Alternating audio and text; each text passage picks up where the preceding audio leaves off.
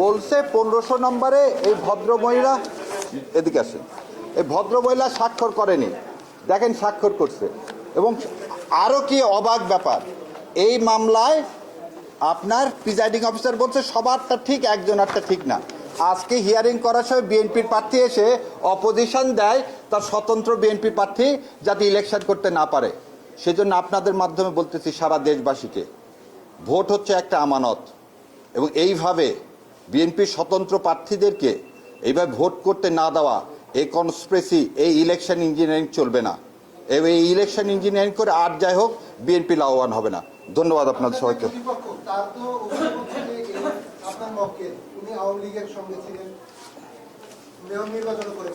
এই যে দেখালাম, এই মেয়র নির্বাচন আমার প্রতিপক্ষের বিরুদ্ধে এই দেখেন ওনার মার্কা কি, জগ, আর নিচে কি নৌকা আছে।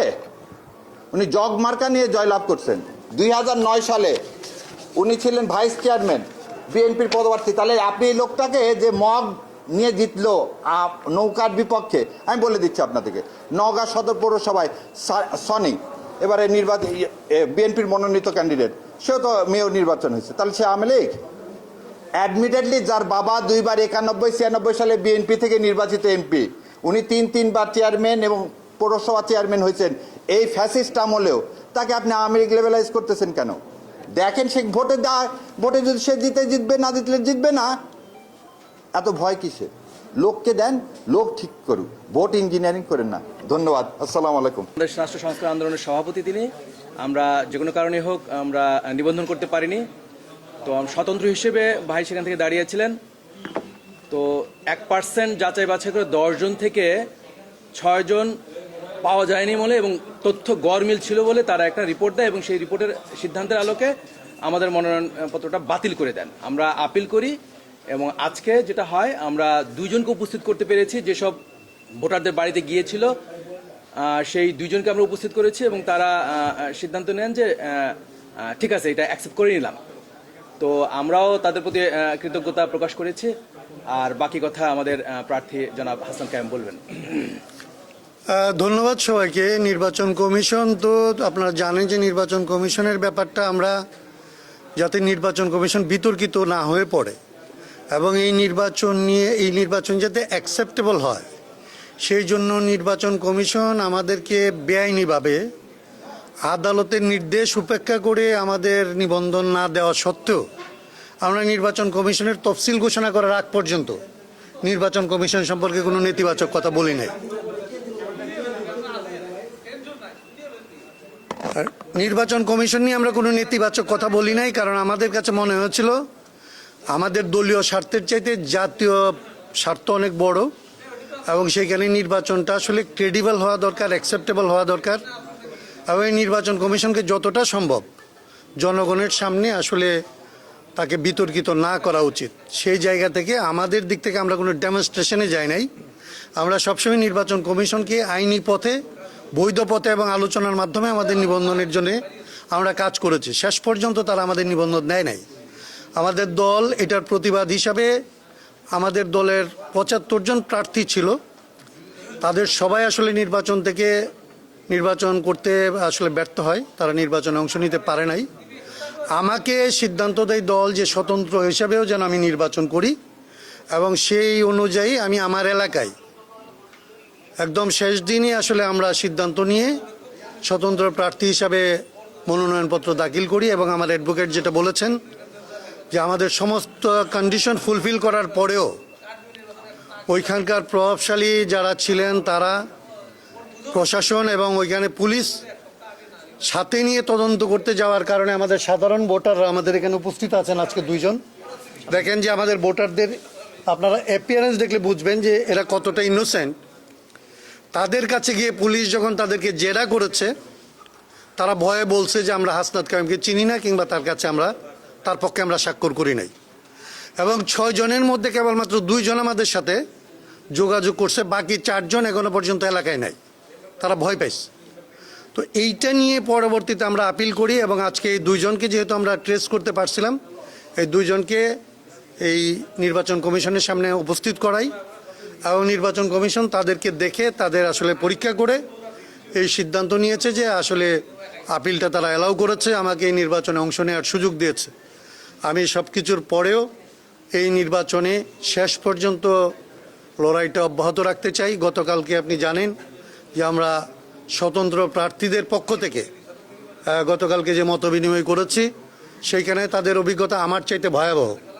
স্বতন্ত্র প্রার্থীদেরকে নির্বাচন থেকে বাইরে ফেলে দেওয়ার জন্যে নির্বাচন কমিশনের অন্তত মাঠ পর্যায়ে খুব তীব্রভাবে কাজ করছে। আপনারা দুইটা জিনিস লক্ষ্য করলে বুঝবেন, কি পরিমাণ আপিল হচ্ছে এবং কি পরিমাণ আপিল অ্যালাউ হচ্ছে। এর পার্সেন্টেজ দেখলে আপনি বুঝবেন যে স্থানীয় রিটার্নিং কর্মকর্তারা যারা আসলে নির্বাচন কন্ডাক্ট করবে, তারা বড় দলগুলি দ্বারা কী মাত্রায় প্রভাবিত হয়েছে। এই নির্বাচন কমিশনকে আমরা অনুরোধ করব যে এই ধরনের রিটার্নিং কর্মকর্তাদের দিয়ে যদি তারা আগামী ইলেকশন কন্ডাক্ট করতে চায়, তাহলে একটা ফেয়ার ইলেকশন তারা করতে পারবে না, অ্যাকসেপ্টেবল ইলেকশন করতে পারবে না। এবং অ্যাকসেপ্টেবল ইলেকশন এই জন্য দরকার না যে আমি নির্বাচিত হয়ে আসব, এটা দরকার এই জন্যে যে বাংলাদেশ যে বিপর্যয়ের মধ্যে পড়তে যাচ্ছে, এই নির্বাচন যদি তার গ্রহণযোগ্য নির্বাচন করতে ব্যর্থ হয়, তাহলে বাংলাদেশ বড় রকমের বিপর্যয়ের মধ্যে পড়বে। এবং সেটার দায় দায়িত্ব আসলে এই অন্তর্বর্তী সরকার এবং নির্বাচন কমিশনের উপরে পড়লেও জনগণ কিন্তু তার ভোগান্তি থেকে রেহাই পাবে না। বাত ব্যথা, প্যারালাইসিস কিংবা আর্থ্রাইটিস, আধুনিক ফিজিওথেরাপি ও পুনর্বাসন চিকিৎসায় নির্ভরযোগ্য নাম ডিপিআরসি। আমি রিটার্নিং কর্মকর্তাদের আমি কেবলমাত্র একটা মাঠের অভিজ্ঞতা বলি। আমরা আগে থেকে বলতেছিলাম যে নির্বাচন কমিশনের সংস্কার সবার আগে প্রয়োজন, নির্বাচনী আইনের সংস্কার সবার আগে প্রয়োজন। বাংলাদেশে সবচেয়ে কম সংস্কার হয়েছে কিংবা এই নির্বাচন কমিশন কোনো ধরনের সংস্কার করতে দেয় নাই, সেটা হচ্ছে নির্বাচন কমিশন। তারা একদম হাসিনা আমলের ফেসিস্ট আইনগুলি দিয়ে নির্বাচন কন্ডাক্ট করতেছে।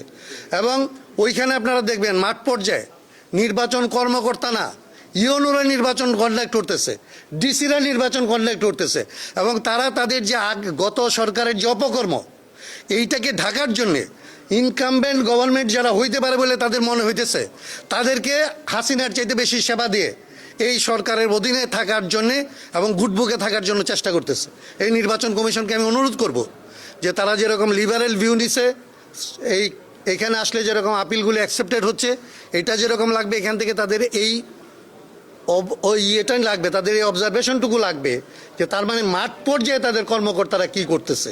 সেইটা ঠিক না করতে পারলে যে তারা বাংলাদেশের নির্বাচনটা করতে পারবে না, এই অভিজ্ঞতাটা তাদেরকে নেওয়ার জন্য অনুরোধ করব। এবং একটা বাংলাদেশের জন্যে, বাংলাদেশের ভবিষ্যতের জন্য একটা অ্যাকসেপ্টেবল ইলেকশন লাগবে, এটার বিকল্প কিছু নাই। আমরা আসলে এই ইলেকশনকে কোনোভাবে প্রশ্নবোধকের নিচে রাখতে পারবো না, কারণ এই ইলেকশন কেবলমাত্র ক্ষমতা বদলের না, এই ইলেকশন সংবিধান সংস্কারের নির্বাচন পর্যন্ত। সংবিধান সংস্কার পরিষদের ভেতর দিয়ে সংবিধানের মৌলিক পরিবর্তন হবে, সেগুলি যদি প্রশ্ন সাপেক্ষে থাকে, তাহলে বাংলাদেশ বড় রকমের বিপর্যয়ের মধ্যে পড়বে। সেই দায় দায়িত্ব ইলেকশন কমিশনের। অতএব আমি অনুরোধ করবো, আবারও অনুরোধ করব, একটা ফেয়ার ইলেকশন, অ্যাকসেপ্টেবল ইলেকশন করার জন্য তারা উদ্যোগী হবে। আপনাদের মাধ্যমে তাদের কাছে এবং দেশবাসীর কাছে আমাদের এই আহ্বানটা আমরা পৌঁছে দিতে চাই। আপনাদের ধন্যবাদ। ভূমিকর বকেয়া ছিল দীর্ঘদিন ধরেই, এই জন্য মাননীয় ট্রাইব্যুনাল এটা গ্রহণ করেনি। আমরা আরপিওর একটি সেকশনের ব্যাখ্যা চাচ্ছিলাম, যেখানে ভূমিকরের বকেয়া সুস্পষ্টভাবে বলা নেই, অন্যান্য সেবা বলা আছে। আমার দৃঢ় বিশ্বাস উচ্চ আদালতে উনি ন্যায় বিচার পাবেন। SM আব্দুল মান্নান, মানিকগঞ্জ 4, উনি একটি কোম্পানির ব্যক্তিগত জিম্মাদার ছিলেন, প্রিন্সিপাল বড়োয়ার না। ব্যক্তিগত বড়োয়ার থাকার কারণে ওনার CIB-তে নাম ছিলেন। আমরা অনেক এক্সটেন্সিভ হিয়ারিং করেছি, ট্রাইব্যুনালও এনসিএস হিয়ারিং করেছে, কিন্তু ট্রাইব্যুনাল একটা ভিউ নিয়েছে যে জিম্মাদার হলেও তিনি বকেয়া পাওনাদার হবেন, দেনাদার হবেন। ওনার আপিলটাও ট্রাইব্যুনাল আজকে নামঞ্জুর করেছে। মোহাম্মদ মামনুর রহিম, ওনার একটা খুব বিব্রতকর পরিস্থিতি হয়েছিলেন। উনি পল্লী বিদ্যুতের গ্রাহক না, কিন্তু ওনাকে বকেয়া দেখিয়ে ওনার মনোনয়নটা বাতিল হয়ে গিয়েছিল। তো আজকে যখন আমরা দেখালাম উনি পল্লী বিদ্যুতের গ্রাহক না, মাননীয় ট্রাইব্যুনাল ওনার আপিলটা মঞ্জুর করেছেন। তো এখন পর্যন্ত আমাদের প্রথম দিনে প্রায় 12টি, পরের দিন 6টি এবং আজকে একটি, এখন পর্যন্ত 19টি আপিল আমাদের মঞ্জুর হয়েছে। 19 জন প্রার্থিতা পেয়েছেন। আমার দৃঢ় বিশ্বাস আজকে আরও 2 জনও পাবেন। তো এই প্রেক্ষাপটে আমি বলতে চাই, ট্রাইব্যুনাল ন্যায় বিচারের জন্য সর্বোচ্চ চেষ্টা করছে। আইনের বাইরে তারা কোনো কাজ করছে না এবং সকলের ক্ষেত্রেই সমানভাবে আইনটাকে প্রয়োগ করছে। যেখানে তারা কঠোর, সবার ক্ষেত্রেই কঠোর; যেখানে তারা লিনিয়েন্ট, সবার ক্ষেত্রেই লিনিয়েন্ট। আমি আবার একটি বিষয় বলতে চাই, জাতীয় পার্টির বগুড়ার পার্টি অফিসে এখনও তালা ঝুলন্ত আছে। এই অফিসটি অনেক আগে লিজ নেওয়া হয়েছিল ডিসি অফিস থেকে, এবং ডিসি অফিসের নথি অনুযায়ী জাতীয় পার্টির বগুড়ার অফিস এখন পর্যন্ত অন্য কাউকে লিজ দেওয়া হয়নি। জাতীয় পার্টি এটার এখন পর্যন্ত আইনগত দখলের অধিকারিক, কিন্তু জুলাই যোদ্ধা নামে ব্যানারে কিছু দুষ্কৃতকারী, এটি একটি অনিবন্ধিত সংগঠন। আমরা জানি না এর কোনো সেন্ট্রাল নেক্সাস আছে কি না। আমরা মনে করি কেউ কেউ অফিসটি দখল করে দোকান ভাড়া দেওয়ার উদ্দেশ্যে অথবা জাতীয় পার্টিকে ভোটের মাঠ থেকে সরিয়ে দেওয়ার হীন উদ্দেশ্যে, গণতন্ত্র নস্যাৎ করার উদ্দেশ্যে এই পার্টি অফিসের দখলের চেষ্টা করছে। সেখানে তারা তালা লাগিয়ে দিয়েছে এবং তারা সেখানে একটা ব্যানার ঝুলিয়েছে হ্যাঁ না ভোটের জন্য। আমরা মনে করি গণভোট অবশ্যই একটি সম্মানিত বিষয়, কিন্তু কারো পার্টি অফিস দখল করে সেখানে গণভোটের ব্যানার লাগিয়ে গণভোটের বিষয়টিকে চাপিয়ে দেওয়ার একটা চেষ্টা করা হচ্ছে। যদি জুলাই যোদ্ধা নামে কোনো কেন্দ্রীয় সংগঠন থেকে থাকে তাদের ইমিডিয়েটলি উচিত বগুড়া এই বিষয়ে তদন্ত করে দুষ্কৃতকারীদের বহিষ্কার করে দেওয়া। নির্বাচন কমিশনের উচিত তফসিল পিরিয়ডে এই মুহূর্তে যে কোনো মূল্যে এই অফিসটি আমাদের খুলে দেয়া। আমরা মনে করি এই একটি ঘটনা, an act of injustice is threat to justice anywhere everywhere in the world. এই একটি ঘটনার জন্য পুরো নির্বাচন ব্যবস্থাও কলুষিত হয়ে যেতে পারে। সমস্ত জেলা অফিসে থেকে আমাদের উপর চাপ আসছে। এ ধরনের ঘটনা ঘটলে আমাদের কিন্তু নির্বাচন বয়কটের চাপ অনেক বেশি আমাদের উপরে আসবে। তো রাষ্ট্র সরকার নির্বাচন কমিশনকে দেখাতে হবে যে যেসব দল নির্বাচনে অংশগ্রহণ করছে তারা এবং তাদের প্রার্থীদের এবং তাদের জানমাল এবং সম্পদের সুরক্ষা দিতে এই রাষ্ট্র সক্ষম। যদি এই রাষ্ট্র এই সক্ষম না হয়, অক্ষম রাষ্ট্র সুষ্ঠু ভোট করতে পারবেন। তারা অবশ্যই লাঙ্গল প্রতীক নিয়েই মনোনয়ন নিয়েছে, লাঙ্গল প্রতীক নিয়েই জমা দিয়েছে এবং লাঙ্গল প্রতীক নিয়েই তাদের মনোনয়ন গৃহীত হয়েছে। এখন তাদেরকে একটি ব্যালট কেটে রিটার্নিং কর্মকর্তা হাতে তুলে দিবেন, এটা জাস্ট এ মেয়ার ফর্মালিটিস। দেখুন, আমরা অবশ্যই একীভূত হওয়ার ক্ষেত্রে সকলেই আগ্রহী। এই বিষয়টি আমরা প্রেসিডিয়ামে আলোচনা করব, জেলা সভাপতিদের আলোচনা করব। তৃণমূল এবং প্রেসিডিয়াম যদি আমাদেরকে এক হওয়ার অনুমতি দেয়, যদি তাদের এক হওয়ার উৎসাহ থাকে, আমরা অবশ্যই এক হওয়ার জন্য চেষ্টা করব। আজকে এখন পর্যন্ত একজন হয়েছে, আরও দুজনের হিয়ারিং আছে। আমরা টোটাল আমাদের এখনও সঠিক ডাটাটা পাইনি, তবে আমার ধারণা 40 থেকে 45 জন বাতিল হয়েছে।